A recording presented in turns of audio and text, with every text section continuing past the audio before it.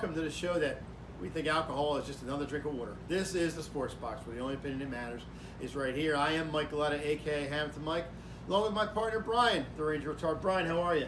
Vodka looks like water to me. You a little sauced up right now? I think I need to be. That's okay, because we're... Well, I mean, it makes you better when I'm around. Oh, you're damn right it does. A lot of that can make... And there's a whole different story about that. But anyway, let's head out west, Brian, and grab some Iron City beer on the way out to Pittsburgh, so we can talk about the Steelers. Well, it's west for us. It is We're west in for South us. Jersey, so Correct. it's west for us. Correct. So people geographically know you where we're at. Correct. So if you're in Illinois, you're going the other way. But anyway, talk about the Pittsburgh Steelers NFL preview show. Pretty much locked into their spot.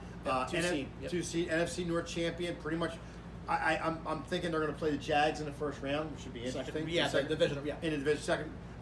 So Brian Statman, give me a little. Well, listen. I mean, another phenomenal offensive year for the Steelers. I mean, that's what they're known for primarily. Yep. The triple Bs, I think they call themselves. Yep, the 3 Bs. Ben, Bell, and Brown. Yep. You know, Ben. Not Bell, Bill, DeVell.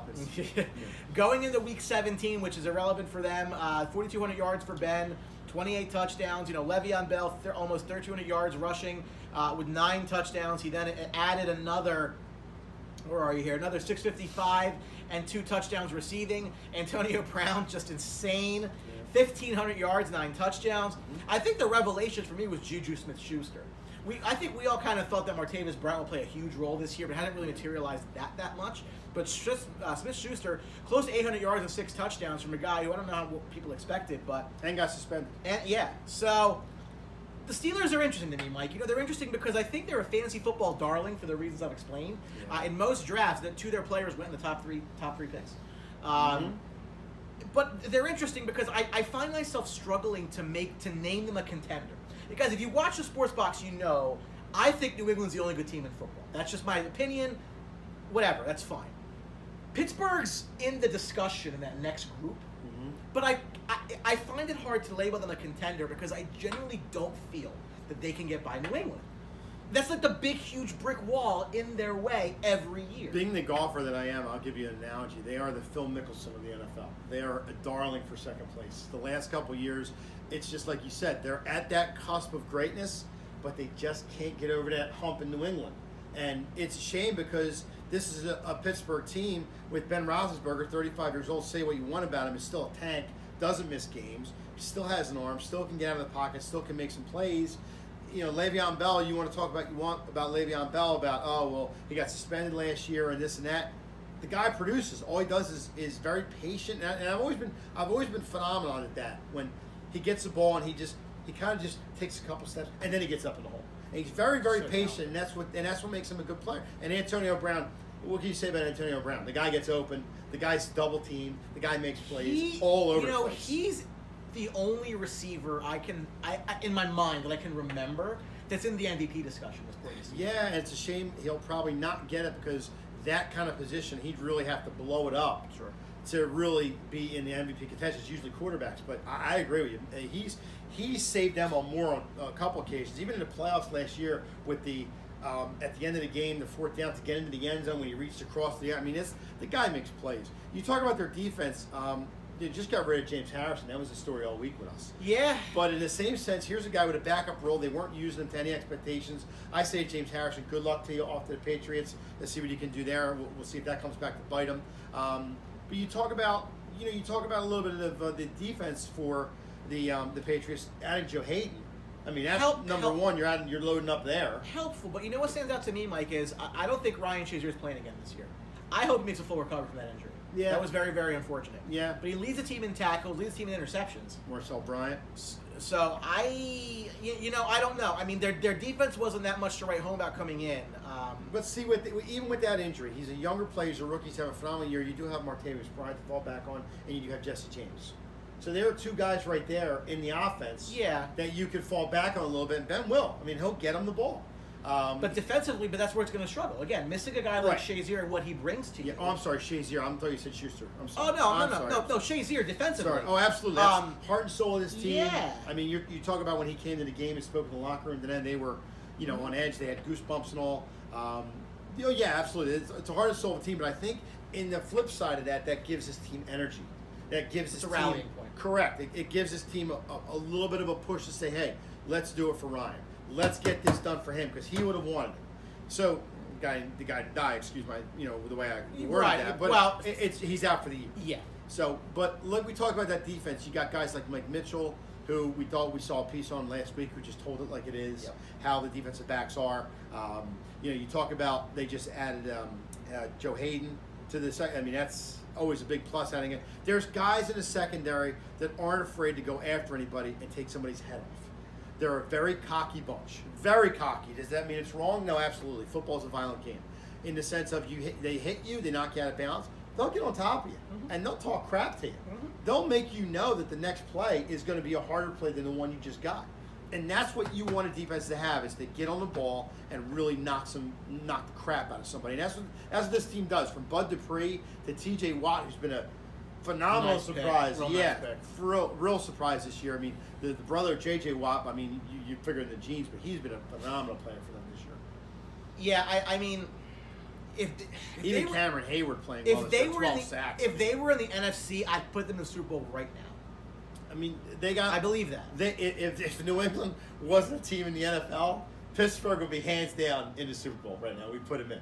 But like I said, unfortunately, with this team, and maybe this is the year they get over that hump, it's amazing how they can't get over that New England hump. New England is that much better. I mean, to get there, and like I said, with all the stats going on this year, especially Hayward having 12 sacks this year and have a monster year. Maybe this is the year.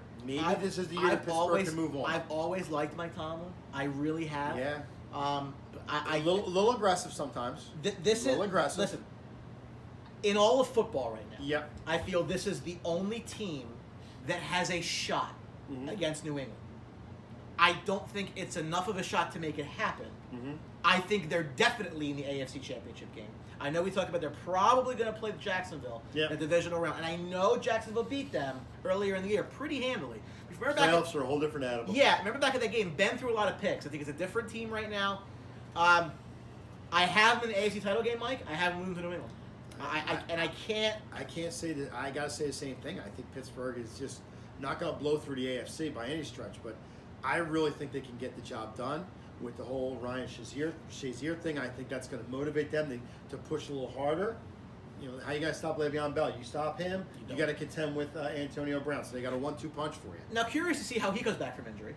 Now, the expectation is he's going to play. That first round bye is going to help them. Of course, yeah. Now, if he doesn't come back, that is a huge blow. Oh, absolutely is. Huge. It's almost like a Carson Wentz blow to them, because you got a guy who runs the ball the way he does. I mean, it's gonna change the dynamics of the team. Yeah. But in the same sense, I have them going to the championship as well, playing the New England Patriots. But we will see. It should be very interesting. I think Pittsburgh's loaded for bear this year, and that Ryan Shazier thing might push them over in a way. top. But I think they're going to miss him for sure. Absolutely, sure on the field.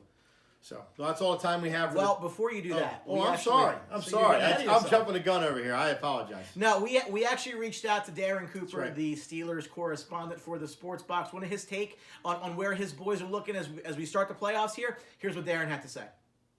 Hey, how you doing? This is Darren Cooper reporting for the Sports Box, affiliate for the Pittsburgh Steelers. My team's going into the playoffs strong. Going to rest some guys against Cleveland tomorrow. We're locked into pretty much that 2 seed. New England will not be losing to the Jets, unfortunately. But, it's all right. Got that strong push coming up. Defense is coming back together. Joe Hayden's back on the field. We're not going to miss James Harrison. Hey, good luck with the Pats, pal. But guess what? We're going to get that 7th ring this year. All right, you guys, have a good day. Enjoy this playoff season. Bye-bye.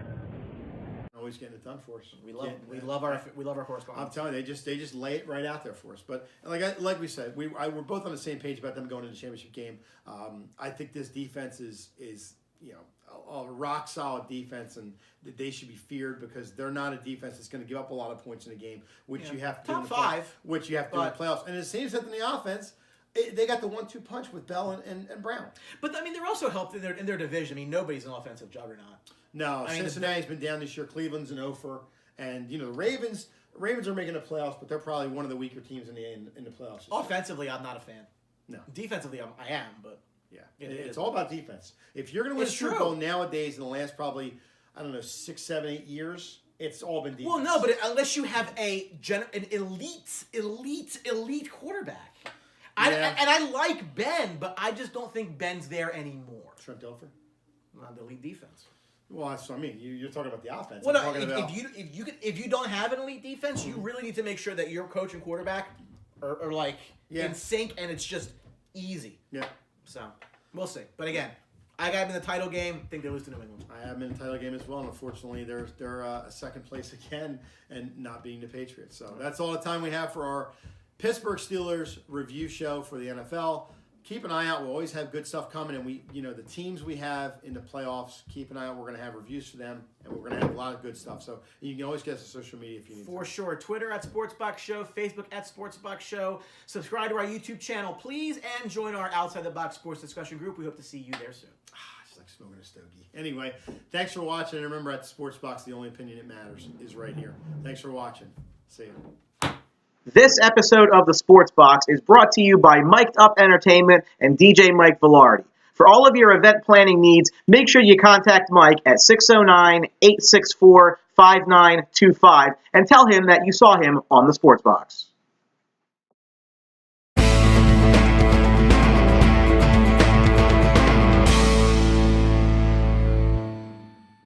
One, two, three. Don't forget to subscribe.